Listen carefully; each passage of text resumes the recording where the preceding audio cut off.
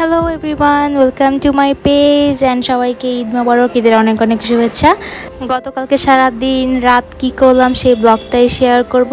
তো ফার্স্টেই সবাই ভাবছেন যে পাতা কেন দেখাচ্ছি। এইটা হচ্ছে আম পাতা, আম গাছের পাতা। এগুলা আনিয়েছিলাম বিশেষ একটা কারণে, একটা বিশেষ ফটোশ্যুট করব। হয়তো বা অনেকে গেস করেছে বা অনেকে গেস করতে পারেনি, সেই ব্যাপারটা পরে শেয়ার করব। আপাতত ফটোশ্যুটের কিছু মোমেন্ট আপনাদের সাথে শেয়ার করব।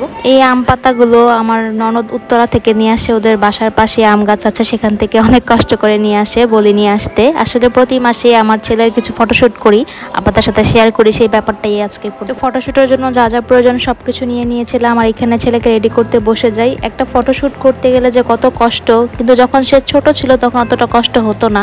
যত দিন দিন বড় হচ্ছে তত বেশি কষ্ট হয়, কারণ এখন একটু ছটফট করে, সবকিছু ধরার চেষ্টা করে। তো এখানে হয়তো বা অনেকেই এখন গেস করতে পারছেন কি ফটোশ্যুট করব। প্রিন্স এখানে আমাকে অনেকটা হেল্প করে, ও প্রত্যেকটা পাতা একদম ভালো মতো ওয়াশ করে এখানে একটা গাছ বানিয়ে দেয়। তো যাই হোক, ফটোশ্যুটের ভিডিওটা সবার সাথে পরে শেয়ার করব। তো যেহেতু চাঁদ রাত ছিল, সবাই দেখি চাঁদ রাতের মধ্যে বের হয়, ঘোরাঘুরি করে, কিছু কেনাকাটা করে বা এমনি ঘোরাঘুরি করে। তো আমার কখনো চাঁদ রাতে বের হওয়া হয়নি। তো ভাবলাম যে প্রিন্সের সাথে একটু ঘুরে আসি, যেহেতু ওর অফিস বন্ধ আছে। ওকে বললাম চলো একটু বাইরে যাই। বাসার নিচে নেমেই দেখি এই সুন্দর কিউট একটা গরু, ওর গলাতে খুব সুন্দর একটা চেন পরানো। আমার কাছে ব্যাপারটা খুব ইন্টারেস্টিং লাগে, আগে কখনো এরকম দেখিনি, ফেসবুকে দেখেছি। দেন গরুটাকে একটু আদর টাদর করে আমরা লক্ষ্মীবাজারের দিকে চলে যাই। গিয়ে দেখলাম মোটামুটি ভালোই রাশ ছিল। এরপরও ঈদের আগে যেরকম ভিড় ছিল সেই তুলনায় একটু কমে গিয়েছে। অনেক দোকানপাটি বন্ধ, দু এক জায়গায় কয়েকটা গরু বাঁধা ছিল। যারা কোরবানির জন্য গরু কিনেছে তারা গরু কয়েকটা বেঁধে রেখেছিল দেখছিলাম। রাস্তাঘাট মোটামুটি ভালোই বেশ নোংরা ছিল। তো যাই হোক, আমি একটা দোকানে গিয়েছিলাম, সেখানে গিয়ে আমার শাশুড়ির জন্য আর আমার জন্য দুজোড়া চুড়ি কিনি, আর আমার ছেলের জন্য কিছু হেয়ার ব্যান্ড কিনি, যেহেতু চুল বেঁধে দিই আমি। রাস্তাঘাটে জ্যাম থাকুক আর না থাকুক, দোকানগুলো তো বেশ ভালোই জ্যাম ছিল। মেয়েরা মেহেদি কিনছিল, তো আমিও দুইটা মেহেদি কিনে নিলাম। ভাবলাম যে একটু মেহেদি দিব, দেখি সবাই মেহেদি দেয়। আমার আসলে মেহেদি দেওয়াটা অনেক পছন্দ, কিন্তু আমি নিজে একদমই দিতে পারি না, দেখা যায় স্টিকার দিয়ে দিই বা নর্মালি দিই। তো এই চুড়ি দুজোড়া কিনে নিয়েছিলাম আমার জন্য আর শাশুড়ির জন্য। ঈদের দিন মানে হচ্ছে আজকে আমার একটু প্ল্যানিং ছিল ঘুরতে যাওয়ার, এর জন্য চুড়ি কিনে নিলাম। দেন ভাবলাম কোথাও একটু বসি, একটু খাওয়া দাওয়া করি। তো চলে গিয়েছিলাম পাস্তা ক্লাবে। এখন যেহেতু পাস্তা ক্লাবের ব্রাঞ্চ লক্ষ্মীবাজারেও আছে, সেখানে গিয়ে একটু বসি। ওখানেও দেখলাম মোটামুটি বেশ ভালোই রাশ ছিল, মেয়েরা মেহেদি পড়ছিল রেস্টুরেন্টে বসে। আমরা উপরে গিয়ে বসি।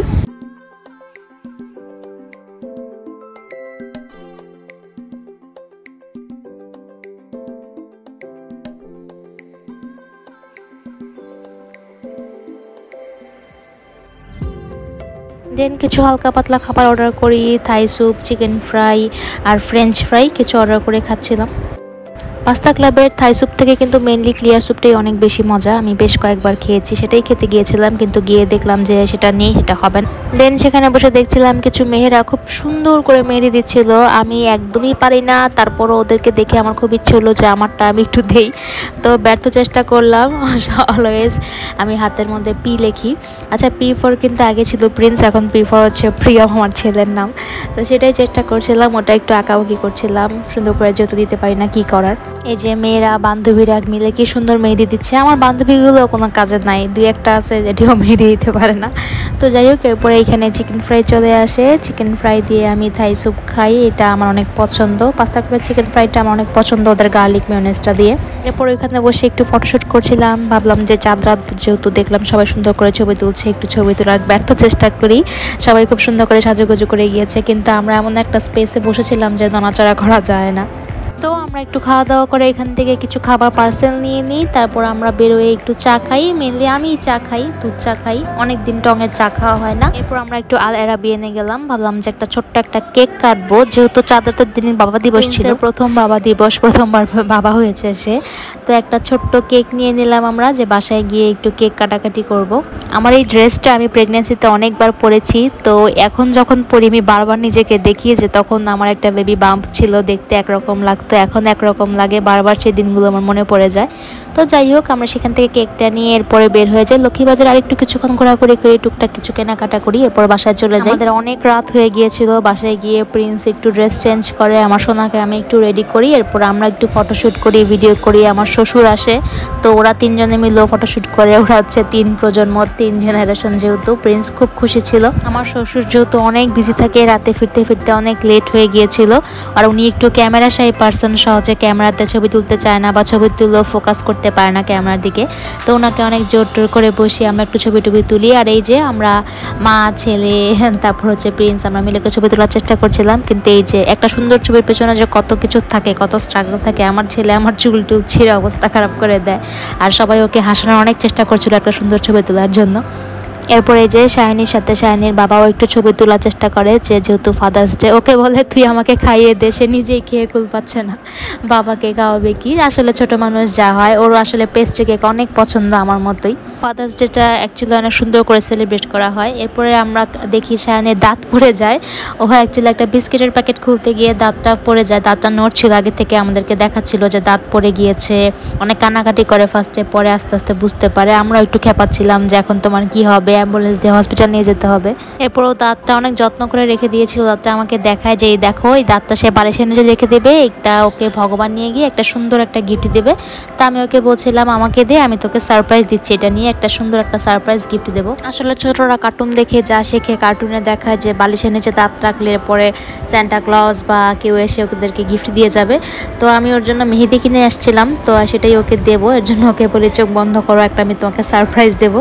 তো ওকে একটু চোখ টোক বন্ধ করে একটু নাটক করে তারপরে দুইটা মেহেদি দিই হাতের মধ্যে। আচ্ছা, আজকের আমার ভয়েস ওভারে আশেপাশে অনেক রকমের সাউন্ড থাকতে পারে, প্লিজ সেগুলো ইগনোর করবেন, কারণ আমি একটা জায়গায় বেড়াতে এসেছি। এর জন্য ভয়েস ওভার দেওয়ার টাইমও ছিলাম না, আর সুযোগ পাচ্ছিলাম না। তো এর জন্য আমি এখন ভয়েস ওভারটা দিচ্ছি। আশেপাশে অনেক ক্রাউড। তো যাই হোক, এরপরে মেহেদিটা ওকে দিয়ে আমি আসলে বিপদে পড়ে যাই, কারণ সে এখন আমাকে ইনসিস্ট করছে সেইখান থেকে আর কোনোই থেকে একদম হাত ভরে ভরে আমাকে ফুল করে করে মেহেদি দিয়ে দিতে হবে। আমাকে বলছিল ফুল আমাকে মেহেদি দিয়ে দাও। আমি তো পারি না, মানে আমি পুরো বিপদে পড়ে গিয়েছিলাম। বেচারির অনেক শখ, আমি ওকে ভরে ভরে মেহেদি দিয়ে দিব। তো অজ্ঞতা আমার ফেসবুকে গুগলে সার্চ দেওয়া লাগে অ্যাকচুয়ালি। আমি গুগলে এখানে মেহেদি ডিজাইন সার্চ দিয়েছিলাম।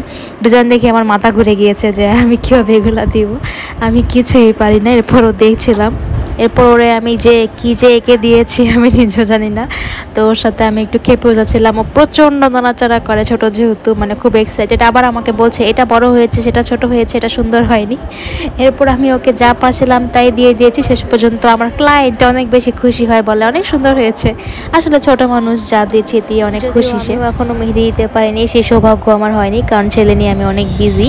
তারপরও শাইনি প্যান প্যান করছে, ওকে আরও একটু মেহেদি দিয়ে দিতে হবে। তো যাই হোক, এরপরে আমরা রাতের খাবার খাই। রাতে আমার জাল মোহাম্মদপুর থেকে আমার জন্য খুবই স্পেশাল একটা জিনিস পাঠায়, আমার খুবই পছন্দের কাঁকড়া রান্না করে পাঠায়। মজা করে ডিনার করি রাতের বেলা আমরা সবাই মিলে। তো এই ছিল আমার গতকালকে সারাদিনের ব্লগ। আশা করি সবার ভালো লেগেছে। নেক্সট কোনো ব্লগে আবার কথা হবে। সবাই ভালো থাকবেন, টাটা।